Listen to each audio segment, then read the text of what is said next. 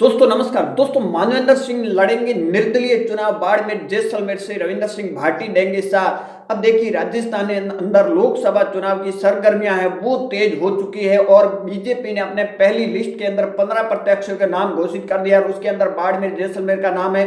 और कांग्रेस की जो पहली लिस्ट है वो एक दो दिन में जारी होने वाली है और बाड़मेर से हेमाराम चौधरी को चुनाव मैदान में कांग्रेस इस बार उतार सकती है। इन सब के बीच में सबसे ज्यादा चर्चा हो रही है मानवेंद्र सिंह जसोल की। आखिर मानवेंद्र सिंह जसोल क्या इस बार चुनाव लड़ेंगे या फिर नहीं लड़ेंगे? लड़ेंगे तो कौन सी पार्टी से लड़ेंगे? क्योंकि बीजेपी ने जो अपनी पहली लिस्ट है वो जारी कर दी है। अभी तक मानवेंद्र सिंह ने भी बीजेपी ज्वाइनिंग नहीं की है और कांग्रेस की जो लिस्ट आने वाली है उसमें बताया जा रहा है कि हेमाराम चौधरी का नाम है वो प्रमुखता से भेजा गया और हेमाराम चौधरी पर नाम पर ही मोहर लगने वाली है। तो क्या मानवेंद्र सिंह जसोल इन 5 साल तक क्या बैठे रहेंगे या फिर चुनाव लड़ेंगे? जो जानकारी मिल रही है उसके अंदर इस तरह की जानकारी मिल रही है कि मानवेंद्र सिंह जसोल है वो निर्दलीय चुनाव लड़ सकते हैं, इस तरह की जानकारी है।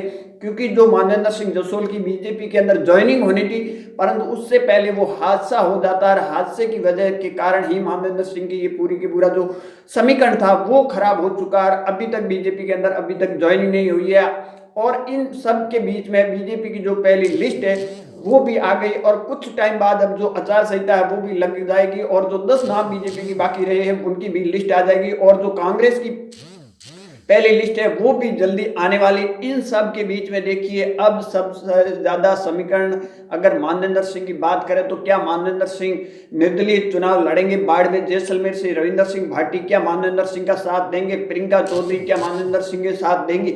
इन सब कयासों के बीच में देखिए चर्चा ये चल रही है कि मानवेंद्र सिंह इस बार लोकसभा का चुनाव है वो किसी भी पार्टी या निर्दलीय नहीं लड़ने वाले हैं।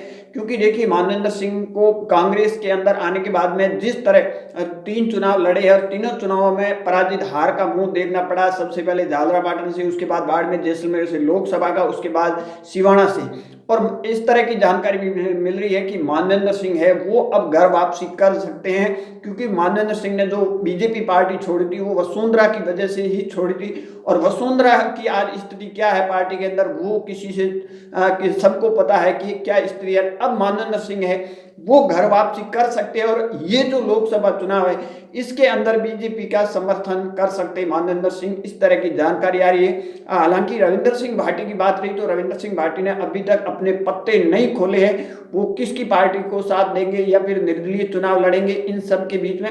परंतु मानवेंद्र सिंह की ये स्थिति बताई जा रही है कि इस बार जो मानवेंद्र सिंह है वो किसी भी पार्टी या फिर निर्दलीय से चुनाव नहीं लड़ेंगे बल्कि वो बीजेपी ज्वाइनिंग कर सकते हैं कुछ ही मार्च महीने के अंदर अंदर। उसके बाद बीजेपी का जो समर्थन है वो कर सकते हैं, सपोर्ट कर सकते हैं और कांग्रेस को अलविदा कह सकते हैं, इस तरह की भी जानकारी मिल रही है। इन सब के बीच में अब देखना होगा कि कांग्रेस की जो पहली लिस्ट आती है उसके अंदर हेमाराम चौधरी का नाम होता है या फिर किसी और को चौंकाने वाला नाम, जैसे बीजेपी चौंकाने वाले नाम दे देती है उस तरह होगा। ये सारे समीकरण है परंतु इस पूरी परिस्थिति के अंदर मानवेंद्र सिंह न तो किसी पार्टी से इस बार चुनाव लड़ने के मूड में है और बीजेपी से थे, हालांकि बीजेपी ज्वाइनिंग हुई नहीं थी और बीच में ही उनका हादसा हो गया था। और निर्दलीय चुनाव कतई भी मानवेंद्र सिंह नहीं लड़ेंगे किसी भी परिस्थिति के अंदर। इन पूरे समीकरण के अंदर अब देखना होगा और बीजेपी की जो दूसरी लिस्ट है वो आ जाती है उसके बाद ही पता चलेगा। देखते रहिए लकी न्यूज बाड़मेर तक।